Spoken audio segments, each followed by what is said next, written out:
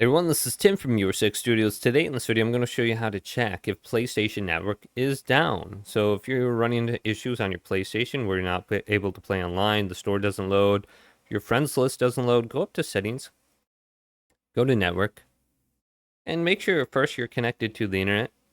So you can see I'm connected, and I'm signed in. Now additionally, we can go on down to view PlayStation Network status right here. And then test this out, and it will say on the bottom left here if everything is up and running. So at one point in time, I believe PlayStation Network was hacked and it was down for what, like 3 or 4 months at a time. So you can see all services are up and running: account management, gaming, PlayStation Video, the store, etc. So everything should be to go.